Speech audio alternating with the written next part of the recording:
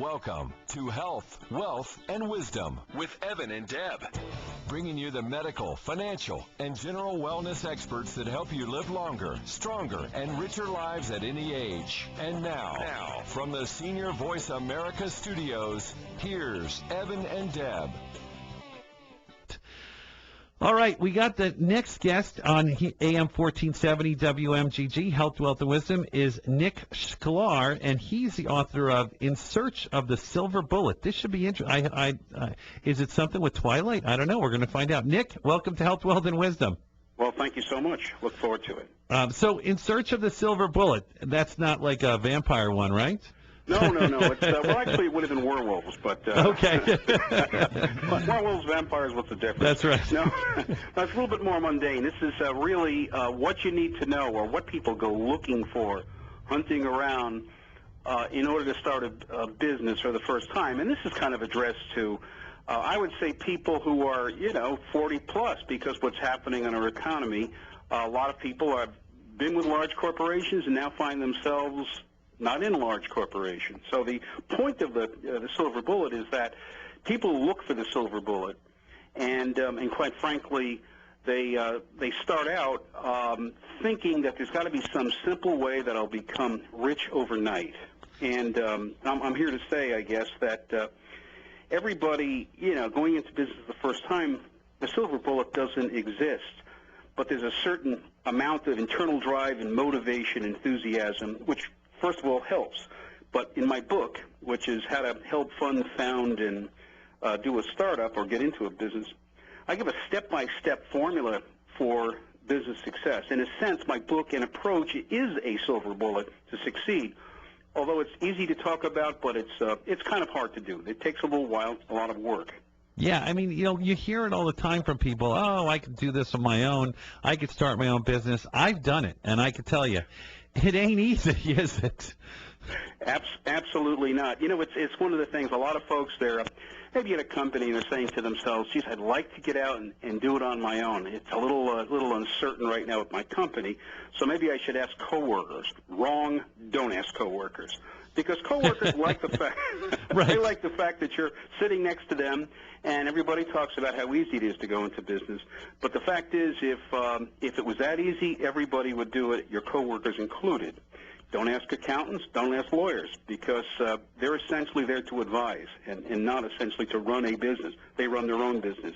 But the point here is that it's not an easy thing to do, but if you do it in a kind of a step-by-step fashion and cover your bases and do the planning, which I can get into in a little bit, but that is what really ensures your success. But the first thing, the most important thing, is to figure out, do I have a market for whatever product or service I'm offering? I mean, my background is I received an MBA from an Ivy League institution, and I'm saying having an MBA from any institution in a small business is a hindrance. It really holds you back. I like that. Too much education, right? It's a matter of too much education, but the fact is you're trained to be, a subordinate or a soldier. In other words, shooting and saluting. And in business, you've got to do everything yourself. Okay. That's a good point. I agree with you 100%. I mean, those MBA programs, you see the guys come out of there, and they're really trained for these big corporations. They're not trained for, you and your partner, or you and your wife, or you by yourself, strike it out on your own, are they? Absolutely not. As a matter of fact, when I completed it was some time ago, but the fact is that there was one course on entrepreneurship. But you're really designed, you come out designing, able to do financial analysis, which, by the way, I can do pretty well. I had an MBA in finance, but that only carries you just a little bit. I can construct financial statements. Big deal. I mean, if I happen to be in I'm selling hot dogs on the corner, knowing how to do financial analysis will not help me sell more hot dogs, depending on where I am. It'll help you buy the hot dogs. Right, yes, you might be able to. You might be able to. You might be able to get a better price and figure out whether or not you're making money. I mean, that part of the problem, I think, is that I'm offering, in my quote-unquote wisdom, in my book here, I'm offering a couple of takeaways. One is like how to figure what your market and what your product is, and by the way, where to get help free. That's so cool. You can get all kinds of free help. You can get free software, lots of free stuff, and also a list of questions, and most importantly is kind of how to construct a business plan. So, when you start up in business, you have to reinvent yourself. Now, there's a guy by the name of Warren Bennis. He's an organizational strategist, and I'll quote him. I hate to do this, but I'll say, people who cannot invent or reinvent themselves must be content with borrowed postures, secondhand ideas, fitting in instead of standing out. Now, every time I started, I'm a serial entrepreneur. I've done it about 4 times. And every time I started, I reinvent myself for a different, whatever model it was. One was I was a publisher. I became an Internet guy. I started an Internet business and travel. Another one is I started a software company and ERP software. And the other one was I'm now currently manufacturing a veterinary product. And I know nothing about veterinary medicine. Wow, that's pretty impressive. You've done a lot of different things. I got a question for you. Got to take a short break. When we come back, I want to answer the question. It's a tough economy right now. Should someone think about starting a business? And if they need to start a business, what do they need to know in the current environment? AM 1470 WMGG, Evan and Deb in the afternoon, health, wealth, and wisdom. All right, we're talking to Nick Schklair right now, and he is the author of In Search of the Silver Bullet. You want to know how to start a business, why you should start a business, maybe why you shouldn't start a business. He's given us the answers to that. So, Nick, like I said before the break, this is a tough economy. There's no doubt about it. We're not getting much help from banks when we want to start a business. So is this the time that someone should start a business, or do you take it issue by issue? Well, I look at it this way. It's not the answer is in a bad economy. The answer is not just yes, it's hell yes. And a couple of reasons for that. Look at it this way. First of all, if you look at the historical perspective of what happened in the Great Depression of the 30s, during the Depression, there were more people that became millionaires than at any time before or since, including now. So we're going back before that, and we're going even into our wondrous days of the internet bubble companies, where a lot of millionaires were made. Now, and you also keep in mind that in 1934, a dollar was worth, in our terms, between $11 and $15. So we're talking about more millionaires who are really 11 millionaires. So that's one thing. Now, the fact is, though, when everything is in kind of a cycle. A lot of companies started out, the last cycle, perhaps in the late 90s, 97, 96, 98. A lot of them grew very fast. They got fat and lazy. Now, in the process, they're going out of business now. Right. And the fact is that there's a lot of workers available. I don't know if we check labor statistics, but we've got less people working now than in 2007. But here's the important thing. So labor, there's a pool of labor, skilled labor that's available. Secondly, what you also see is a lot of resources are less expensive. Rents are lower, or it's an ability to find all kinds of capabilities and services and all kinds of places to rent, to set up a business. Now, I look at it. It's called profit and loss. Their loss is your profit if you're starting a business today. Wow, that's interesting. And I never really thought about that way. It's kind of it seems kind of cruel, but you know what? Business is honestly if you want to think of it, it's survival of the fittest. It's a dog-eat-dog world out there. It really is, and unfortunately, if you're a large corporation, they can talk about corporate mission statements and being kind to everybody, whatever. But small companies, they get crushed underneath the foot, so they have to be very agile and very and cut costs wherever they can, and they work much harder, and they can also spin around and very quickly make decisions and change their market. Now, that's kind of one of the things that I believe that when somebody starts out, you need to really look at what's happening in the market, decide if you can do it, and write a business plan. Now, I hate it sounds so boring and dull, and it really is kind of dull, but not really. When you're in the throes of it, a business plan is so important because, for one thing, if you're looking for money from, friends and family or venture capitalists, which I don't know, may or may not happen, you better put skin in the game if you are. Right. But if you are, the fact is they're going to demand a business plan. Now, not having a business plan is kind of like, I think I'm going to sail I'm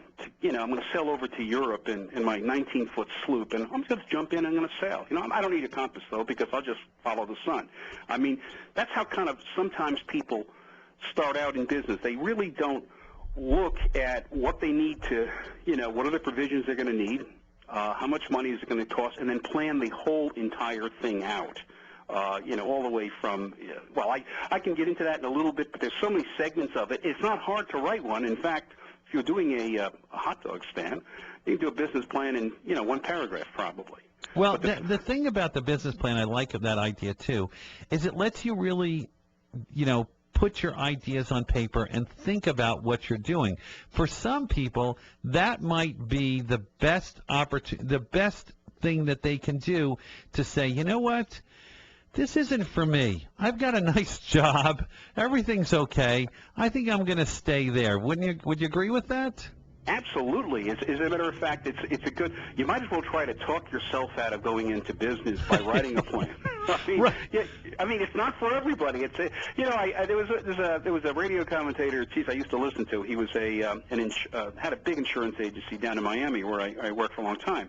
And he said that going into business is one of the single most frightening things that people can do.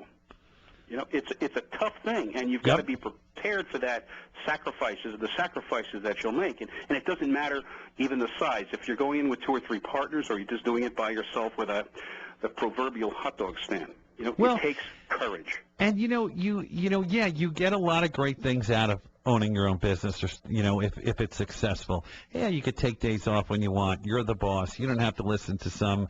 Well, you think you don't have to listen to any idiots anymore. Oh, then you got to listen to your customers from time to time, and they're going to drive you crazy. So you think that there are some benefits, but on the other side of it, people don't always think about. And unfortunately, we have a group in Washington right now that beat up on businessmen, and they don't think, well, you know what, that 40-hour work week is like an 80-hour work week, right? Who has to take out the garbage all of a sudden? You might be in an office that you no longer can afford janitorial service.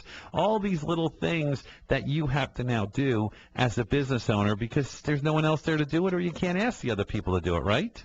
No, you're absolutely right. I mean, if somebody is hung up on titles, in other words, they were a financial analyst in a company, as I was at one time, and you pride yourself in your degrees and you pride yourself on the professionalism of what you do. The fact is, when you are taking trash out and you are sweeping the floor yourself because you can't afford to hire somebody to do it for yourself, when you're doing all of that and you turn out to be the guy that's answering the telephone, as a receptionist, and the guy or the gal that is, this is both men and women. A lot of women are joining in business nowadays. But the fact is, though, you're doing everything, and you have to kind of get your mind out of that corporate culture donut where you just kind of frozen. You think, well, I'm here in my nice office, and I'm sitting back, and I work from, 8:30 until 6 o'clock nowadays. Hours are going up. The fact is, if you're in your own business, you're putting in more like a 12-hour day, sometimes more, and you're sometimes working 7 days a week. I know I always do. Oh, and you know what? Remember those nicknames you used to call your boss behind his back? Oh, those become your nicknames now, right? You're absolutely right. I mean, it's a fun thing to do, but it's sort of like how do I put it? It's that when you have people working for you, you can say to them, well, just think of me, the boss, as your friend. Only I'm paying you, and I can fire you. Just kind of keep that in the back of your mind. That's really. I don't believe in power and the exercise and abuse of it, but the fact is things have to get done in a business, and a small business just has to keep its costs down. It has to, be well. Right. We just talked about what happens in Washington. Right. It's real interesting. Nick, I think it's a great idea, this book. I want to check it out, too. I've always, I've been in business now on my own for, 23 years? Yeah. This is exactly, I thought about this, but, I'm not an Ivy League grad. I'm only University of Miami. Don't hold that against me. Don't hold that against me. No, I think it's a great idea. It's In Search of the Silver Bullet. What's the website that goes with it? Okay, I've got a couple of them. One is WBZZUB. That's businessunderbelly.com, bzzub.com, and the other one is businessunderbelly.com, and that's business spelled out, under spelled out, and belly is B-E-L-L-Y spelled out. And, they can find all they need to know. And if anybody is interested in calling me, I'm happy to talk to anybody that has some questions. Okay. I'm more than happy to consult with them for for nothing. Just have them give me a call. I'll be more than happy to take their calls and. Okay, and that's 904-827-7437. That is correct. All right, businessunderbelly.com or bzzub.com. I can't tell you, if you're going to go into business on your own, someone that's going into business on their own, check out this book. I just from talking to you, I know it definitely would be a help, Nick. Nick, thanks so much for joining us. Best of luck with it all. Thank you so much. Happy to talk to you again. Okay. All right. We'll keep that in mind. All righty. That's it for us today. Health, Wealth, and Wisdom. We'll be back tomorrow here to finish up the week and take you home. AM 1470.